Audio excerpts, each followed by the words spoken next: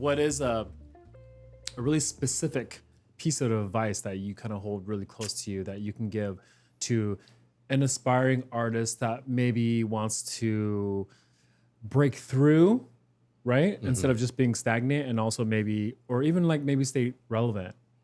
For me, the most important thing has always been how I approach my work. So all artists are constantly juggling between fantasy and reality, right? They're lofty artistic aspirations, and it's balanced out by their financial needs.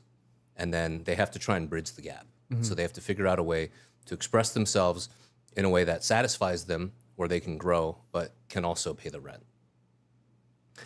That equation can destroy an artist. And I've seen it really mess with a lot of my peers in terms of the way that they work, the way that they approach their work.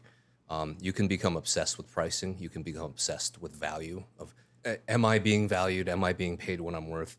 And I've had, a lot of peers kind of fall into this. I think it's a logical mistake, but it's still a mistake, which is they'll say something like, well, they only paid me $1,500, so I'll give them a $1,500 mural, right? So the idea is that they begin to tailor the amount of work that they're putting out into the world based on what they're being compensated for. I see. And while that's a very logical thing, and I think that what it will do is it will give you a short-term gain, in the long run, I think it's very destructive, because what they don't take into account is that mural might be there for the next 10 years, right? And anyone that walks up to it, they're not going to know how much it cost. They're not going to know how long it took you. They're not going to know anything internally about that piece. The only thing that it can do is stand for itself, which means that unless it has certain intrinsic qualities that make it worthy of your attention, it becomes a bad representation of you. And so you might think, oh, I got my value's worth because I only gave them this thing that they paid for. I've always found that it's like, okay, I'm going to negotiate hard for the price, right? I'm going to negotiate hard for my position. But once all of that's done, and now it's time for me to start designing, I still try to just give them a piece that's going to be beautiful, that it's obvious there's a lot of work put into it, and that it can stand on its own. When it's robbed of all of its context and all of its meaning, and you have no idea who did it or how much it costs or anything like that, then it should still stand on its own, because this is literally like these are calling cards that you're leaving around the world, and you're literally putting your name onto it. I think that it's really worked well for me, because what I found that as I progressed through my career is I don't do any marketing. I don't do cold calls. I don't email people. They find me. And part of the reason why I think they find me is because no matter what piece I'm working on, I absolutely put my complete effort, 100% of my soul goes into that.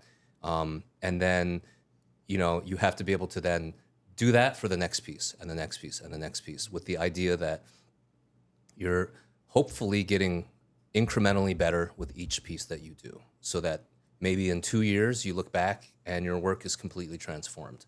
And those changes come small, but as long as you're sort of in that growth mentality of like, there's always some place to go.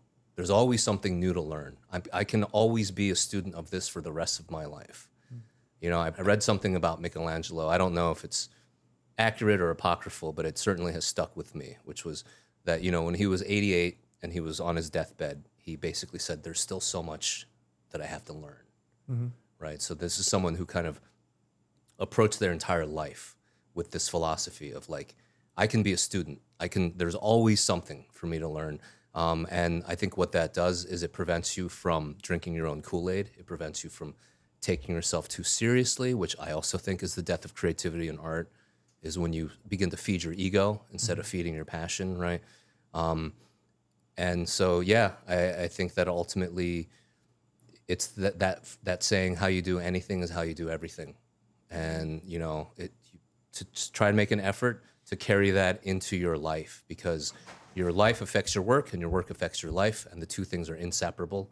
And if one is a mess, invariably the other will become a mess. And so it behooves you to kind of get everything cleaned up. Absolutely. Wow. Yeah, That's very deep. Yeah. Like literally put your 120% every time. right? Because If you can, unless there's some physical limitation why you can't do it, then I understand, right? But the idea is that you're bringing your best in every situation. Your best is going to fluctuate depending on if you're sick or if you're well, or if you're in a good mood or in a bad mood. Your best is going to vary. But as long as you're trying to put out your best in whatever situation, then you should be okay. I love that. Very similar to the conversation we were having at the beginning of the podcast too, where it's like you are kind of given these confines. Like this is your restrictions. You might be, for example, not the best mood, or maybe this is the budget that you're given in, but that's still going to be the best version of what you could provide using that specific framework. What I find oftentimes happens is that these outside limitations that seem like such a pain in the ass in the beginning turn out to be the levers by which you do your best work. Yeah. And that happens so consistently with me that I try not to bitch when I get that kind of feedback. I still do, but I try. I give it a shot.